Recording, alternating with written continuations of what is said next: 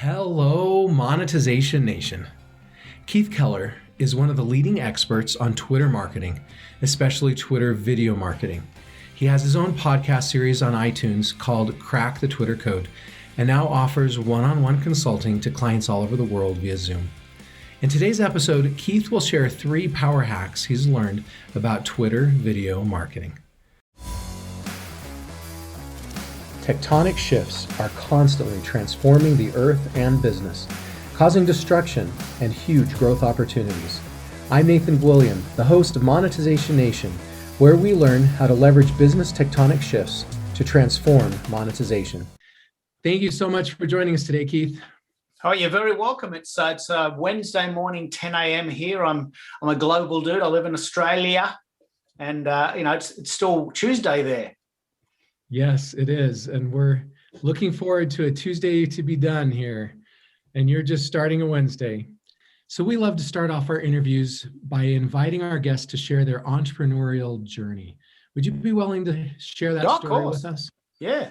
So this is actually quite poignant because I just had my sort of major birthday recently. And I remember on my 35th birthday, this is a really quintessential entrepreneurial story, really.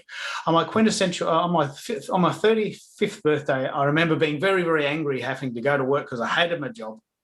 And maybe in the back of my heart, I always felt like you should have the day off when it's your birthday. That's in another story. But I had a terrible job that I really hated, and it was my birthday, and I thought, I've got to get out of here. And then I had the worst day in my whole life ever. On that day, I just got humiliated in front of a group of people in the shop. I was working in a shop. And I thought, you don't have the right to talk to me like that. I'm coming to work as an honest person. I'm doing the job. You're paying me. And I thought, I've got to get out of here. I just got to get out of this trap of working for someone and them treating me like whatever they want to do. Because they're paying me, they sort of own me. Mm-hmm. Took me 5 years to work it out, but on my 40th birthday, I went to my boss and I said, a different boss, look, I've been working on this for a while and I've been working here for a while and I really want to work a 4-day week. Would you mind, if I worked 4 days and just had 1 day to myself? I'd go skiing or walk on the beach or meditate. No, you know the rules. 9 to 5, Monday to Friday, you're mine. And weekends, you can do what you want. And I thought, I've never agreed with that model, but I've never agreed with it less than now. And I thought in my heart, I've got really a choice. This is April 2006. I got a choice. I have to either suck it up and admit that I've got to do this forever for someone I don't like, because I've been trying for 5 years to find a solution. And out of nowhere, and really even in spite of myself, I just quit. I didn't have a plan. It was really scary. We bought a house. We owed money. But I couldn't go to that job anymore. I just couldn't go to that job anymore. And I had tried for 5 years to really do a bit of a side hustle, little side projects on weekends, and I tried it. But I thought the only way I'm going to do this is if I just jump and I go full on into this. Very courageous in a way. I'm always patting myself on the back because I know how hard it was for me. It was really scary. We bought a house. We owed money. But I was miserable. I was so miserable. Off the charts unhappy.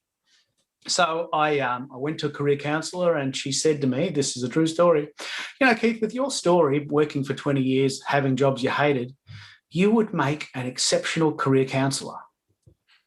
Have you thought of doing that? I said, well, geez, you're right. I did hate my job and I had the courage to leave.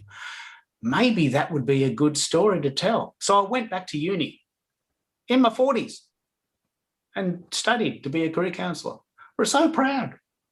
And I took a year off and I just studied my guts out, and my wife, paid the bills. And at the end of the day, at the end of the year, I got a job in a uni helping kids with their career journey. And I started a company called Career Journeys Australia. And I did a podcast about that. And then I thought, this is the thing. But what actually happened for me, and why I'm the Twitter dude, is that I was doing this podcast on a site called Blog Talk Radio, which is very, very similar to what Clubhouse is now. You have your own radio show and there's a monthly fee for that site. thought I would do the show, and then I would send it to all these places: Twitter, Facebook, LinkedIn. Instagram wasn't invented. And I noticed that of the amount of effort that I was doing, Twitter just was 10 times more efficient for the same result, for the same effort. I sent it to Facebook, nothing. Sent it to LinkedIn, nothing.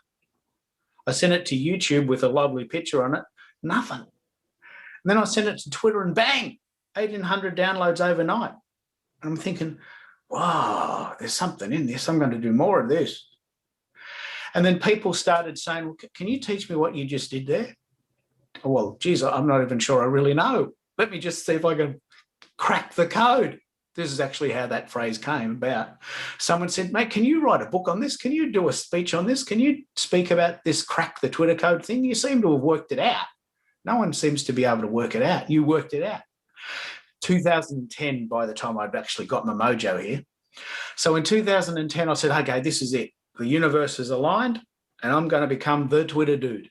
That's what I'm going to be known for. I was a relatively good career counselor, but I wasn't very excellent at it. But I was really good at Twitter. So in July 2010, I just flipped the switch, started a new company, Global Social Media Coaching, built a new website, and I just told the world that I'm the Twitter dude. And I did a podcast about that, and I had converted that into a book. And then I just got all these speaking gigs about it. And then I thought, well, I found my mojo. I found what I'm good at. I love it. And people want me to speak about it and they want me to pay. They want to pay me. So it's a win-win, isn't it? Yeah. You just kind of fell into it. Yeah. And I think it picks up on what we have discussed previously, my favorite subject, which is Ikigai, Ikigai. This is an exceptional hack for life, but especially careers. Yeah, explain to our audience what that is. It's an exceptional hack for life. So when I was trying to decide what to do, I came across this concept called Ikigai. This is a power hack for life. So there's 4 basic circles meeting in the middle. And if you can get these 4 circles to work for you, you can create magic. And we can talk about the magic I've created since I came up with this system. It's a Japanese system. It's not my idea. But, first of all, you've got to work out what you love. That in itself is what I used to do as a career counsellor. Well, okay, what do you want to do? Separate to what, was going on in the world. What do you want? Do you want to be an engineer? Do you want to be a doctor? Do you want to be a podcaster? Do you want to be on the radio? Do you want to sing in a band? Do you want to be a writer? So that was what I used to do at uni. This is what I mostly used to do. Then the really big question is, well, what does the world need? You might want to be a writer, but the world really needs engineers. Okay, that's a mismatch. Then the third thing is, well, what can I get paid for? Okay, if you want to be an engineer, that's great. Because you'll probably get paid for that. As a writer, you might struggle, right? So I'm just riffing now to make the point. Then on the fourth point, well, what are my strengths? What am I really good at as it relates to these other 3 things? So what I love to do might not necessarily be what I'm good at. I quite like cooking. Well, I'm not actually that good at it. The world doesn't need me to cook, and I'm not sure anyone would pay for me to cook their meals. Right. But every success that I've had ever since finding this diagram has been related to this idea. What do I personally want to do? What does the world need me to do? What will they pay me to do? And what am I good at? And if you can get those 4 things in sync into that middle spot, you've really found your passion. And this is what I used to teach as a career counsellor. But then I translated it into sort of an entrepreneurial hack. And every success that I've had since then has been based on this. And I'll give you a really cool example. Really cool example. In 2013, a friend of mine came to me and says, I'm an actress and I teach actors to get more work and, be better actors, but also get more work. And I don't know anything about Twitter and they keep asking me about it. And I thought, well, can we create a product? And so we created this product called Actors Tweet, actorstweet.com. It no longer exists. We did it in 2013. And we, bought the URL for 5 years, and it sort of ran its life. And so what we did was we created 5 videos about Twitter for actors. And it was designed for actors who didn't know anything about Twitter, from a guy who does know something about Twitter being asked by a girl who doesn't. So the questions she asked were really poignant, like they were really targeted, because she's an actress and she wants to get more acting gigs. And she wanted to ask how Twitter would do that. So we started with this idea. I love Twitter. What does the world need? Well, actors need to know how Twitter works. What are my strengths? Well, I love Twitter. I know how it works. I'm quite good at being interviewed and or interviewing. We made a video about that. We turned it into a little series, and they paid us. It was $97. We sold hundreds of them, hundreds, because we found that sweet spot. I'm good at what I do, and there's people that need to know what I have, and they paid me for it. And ever since then, I've been doing variations on this model. And it's a book. I've got a book in the background. You can see that I always have a book in my background, Ikigai. I run my whole life this way because it makes so much sense, doesn't it? Yeah, it does. Where we should spend our focus, what we love, what we're good at, what we can actually get paid for, and what the world needs. I remember when I went to college, I wanted to create musical theater productions, and I definitely loved it, and I was okay at it. But I realized that to succeed in that area, you had to be in the top 2%. You had to be the best of the best. And I wasn't good enough. And I realized that because of that, I would much rather, I'd much rather feed my family than produce musical theater productions, right? And Look, I was a musician too. I know exactly what you're saying. At one point in time, you've got to play this grid out. Is it more important that people pay me, or is it more important that I do things I love? Those two things are often in contrast when you're a creative. Right. Do I want to do what I love? Sing in a metal band, playing lead guitar at 15 decibels, 150 decibels. The secret though. Here's the secret though. Those creative people, a lot of them come to realize entrepreneurship is creative. And yes, that's right. It's that spot where the creative person and the I can get paid for it can come together, and you can go create something beautiful, and you can still provide well for the people you love. Well, it was a magical formula, and we sold hundreds of these, and so much so that in 2016, I took a year off from creating. We've talked a lot about the idea of creating and how we have a need for it. It's sort of in our blood. Yeah. I took a year off from creating anything, and I studied what everyone else was doing. I studied it. I bought a book, a blank journal, and I just picked my 5 top entrepreneurs, and I just absolutely pulled apart their model. So fascinating. Yeah. I worked out what they were doing, and I've been trying to replicate what they're doing. I'm not them. That's obviously the key power hack there. Certain people are people. Like they are the brand.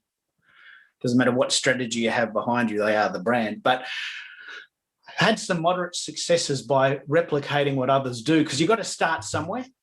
Yeah. You don't come out of the womb being a entrepreneur. You've got to learn it, right? Well, it's the same thing in my songwriting class. My freshman year in college, I remember taking a songwriting class, and the very first song they had us write, before they had us write it, they didn't say go write a song from scratch. Instead, they said go pick a song you love. Go pick a song that resonates with you, right? And then use that as the starting point. Understand the chord progressions. Understand, what makes that great, and then create a song based on that, right? And then you'll have learned how to create a song based upon a great song, right? Same thing is true that you did with entrepreneurship. You went and studied great entrepreneurs so that you could then replicate it with your own venture. Yeah. And it's really interesting, because the thing that's great about that, especially as an entrepreneur, and I know you know what I mean, is that you have these days where you think, geez, this is not working out. It'd be just so much easier to work for someone else. So if you had a structure to go, no, look, I know the story. X tried it this way. and this is how they did it, and by here they should have been here, and by here they did this. So you've got some format.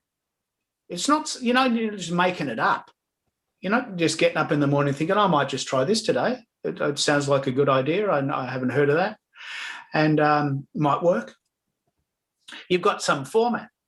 And your obviously your format of monetization nation is there's got to be some sort of strategy, strategy around this idea, around this idea. I just realised I spent all of that time looking at someone else other than you. But the point is that entrepreneurship is creative. And there's a system. Like I was a songwriter. This is amazing. I didn't know we had this in common. I wrote my own songs. I wrote this song, Make a Difference Today, in 1993. And the way I used to explain that was, imagine Bon Jovi singing to the Dalai Lama. Power chords, really loud chorus, really heavy guitar. Make a difference today, even if only in a small way. The life you change might be your own. Yeah. Right. So Bon Jovi singing this power ballad in this big stadium with the Dalai Lama in attendance. Right. And so it was a meaningful song, but it had really heavy guitar because I love heavy guitar. But that's the truth. I was basing that song on another song because you just don't wake up in the morning and it just all comes out. You've got to have some sort of study or some sort of format behind you, haven't you? Yeah, that's right. That's right. All right, so let's move on and let's talk about Twitter video marketing secrets. Oh, wow. Would you share with us your top 3 to 5 Twitter video marketing secrets and strategies, and maybe some examples or stories of people that have done it well? Okay, so the reason I love Twitter video, and put up your hand if this doesn't apply to you, because I don't know a single person that doesn't apply to. I ran lots and lots of shows where I sent the video to YouTube. I made the video and it took me hours to edit it, and I made it really nice, and I put a graphic on it, and I got music, and I got a voiceover, and I got titles, and I sent it to YouTube. And you get like 20 views. And I'm thinking, that's so debilitating. That's so frustrating. I got an example today. I want to share this with you today. So with Twitter, and more importantly, Periscope, which is Twitter's live streaming arm, which is closing down, but there'll be another version starting soon, I'm guessing. Twitter went and bought this live streaming app called Periscope. So with Twitter, Power Hack 1, you can actually have 2-minute videos inside a tweet, 2 minutes and 20 seconds, 140 seconds. Dating back for when it used to be 140 characters, 140 seconds, you can have a video, 2 minutes and 20 seconds. Now, this is the first power hack. By actually creating a video that's 2 minutes and 20 seconds, you're already distilling the wisdom of a longer video into a much shorter video. So the chances of that getting more views are exponential. And I can tell you this today. Yesterday, I did a live stream, 50 live views, and we're now up to 400 replay views, but 200 replay views. But I did a short edit, took me 10 minutes, about half an hour after the show was finished, and we're now up to 400 views overnight on the same content. And the reason is the long video is long and people are a little bit reluctant to watch it. The short video goes 1 minute, 58 seconds, actually. That's my second power hack. I'll talk about that in a minute. It's 58 seconds. And because it's 58 seconds, people are going, maybe I'll have a look at that. It's not very long. It doesn't matter. I'm not committing. The problem with long videos is it often takes people a long time to get to the point. I am the number one culprit for that. My best effort is always in the middle of the video. I have to go in and get it, extract it, make a little edit from it. So people say to me, all my stuff's on YouTube. Yeah, okay, it is. But how am I going to find the good stuff? It's just this big long file. Mm-hmm. Where's the good stuff? Oh, well, if you go down there, it tells you that if you click on this at 28 minutes, we talked about some really interesting things. So for Power Hack 1, 2 minutes and 20 seconds. You can make a really lovely story. Put a little bit of a theme music or a little bit of a graphic at the front, a little bit of a graphic at the back, and 2 minutes in total in the middle. And you've got this lovely little sequence. Now, in itself, it will go well, but more importantly, it will feed people to the longer story. Yeah. Yeah. And a very good example, a friend of mine who has a company called SME TV, she interviewed me and I did a little snippet. That video has had 2,000 views, my Twitter video version. The actual interviews had 202 views. Same content. Yeah. Same content exactly. I just extracted a little piece of it, put it on Twitter. So that's power hack 1. Okay. Second, does that make sense? Yep. Now, the second power hack. A lot of other places too. You can put that on Instagram and a lot of other places. Well, that's right, and that's just based on the limit. So Twitter is 2 minutes. I think Instagram is 60 seconds. LinkedIn, for instance, is 10 minutes and 5 gigabytes. You can create a really rich story out of your videos and put them on LinkedIn, which is an additional market, 790 million users. I mean, it's really thumping it. It's almost up to 1 billion now. Really powerful community. So the repurposing, that's probably the second hack. Let me start there. Second hack is you do the video and put it on Twitter. You might as well put it on the other sites too. Instagram, Twitter, LinkedIn, Facebook, TikTok, whatever they are. They all have slightly different limits. But the big power hack, this is the number one takeaway from today. This is the number one takeaway, which I discovered. Although no one told me this, I'm sure other people already know. If your videos go less than 60 seconds on Twitter, they will loop, which means they just keep going. So when you get to the end, they start again, which means that if you're in someone's feed, listen, just imagine this, you're at the coffee shop, you're at Starbucks, you're waiting for your really cool latte with all those cool ingredients they have, and you're there for 60 seconds and the video, and you're scrolling through your feed, and you find this video that's just going again, and it's thumping it, and it just keeps going, it keeps moving, it never stops moving. Then suddenly go, well, it's only 60 seconds, I might watch that. And then if you come in halfway through, it starts again.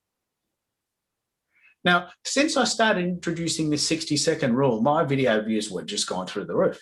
Interesting. Because what I'm honouring is the fact that people are busy. We have this interview is very interesting, even to me, and I'm in it, right?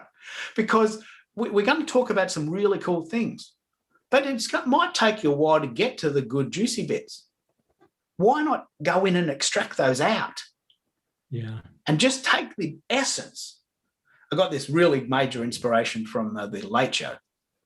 This is my recent version of your musical songwriting story. I look at what he does, Stephen Colbert. Is it Stephen Colbert? Another Late Show? I don't remember. Anyway, I watch his show I watch his snippets we don't get the show here, but I watch his snippets and he interviews really cool people and then he has these 2-minute videos. Yes. Yeah. And so you can watch the show if you get it in your town, but you get the essence of the interview in 2 minutes. And these show, because he's got a big following, 1 million followers, he gets thousands of views. So that's the third power hack. First power hack is 2 minutes. Second power hack is repurpose the videos. Third power hack is, make it less than 60 seconds and it will loop and your video views will go up. Thank you so much, Keith, for sharing your stories and knowledge with us today. Here are some of my key takeaways from this episode. Number 1, often the shorter the video, the more people are willing to press play. Number 2, the human attention span decreases every year, so our videos need to be more and more interesting and captivating.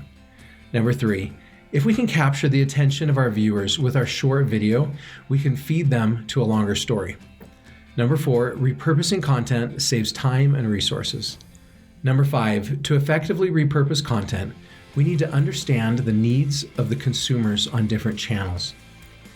Number 6, the length restrictions of social media platforms correlate to the attention span of the users. Number 7, if our video is less than 60 seconds on Twitter, our views will most likely go up. If you enjoyed this interview and want to learn more about Keith, you can connect with him on Twitter or his website, globalsocialmediacoaching.com. And there's links to both of those on the blog post for this episode at monetizationnation.com. Do you want to be a better digital monetizer? Then please follow these channels to receive free digital monetization content. Number 1, you can get a free monetization assessment of your business, or subscribe to the free Monetization e-magazine at monetizationnation.com. Number 2, you can subscribe to the Monetization Nation podcast and YouTube channel. And number 3, please follow Monetization Nation on Instagram and Twitter. Have you tried creating and sharing videos less than 60 seconds? If so, what were the results? Please join our private Monetization Nation Facebook group and share your insights with other digital monetizers. Thanks for joining me for this episode. I wish you success in your Twitter marketing. Do you want to become a better digital monetizer? To receive great monetization stories and secrets, please go to monetizationnation.com and join free. And if you liked today's episode, please subscribe to the show and share it.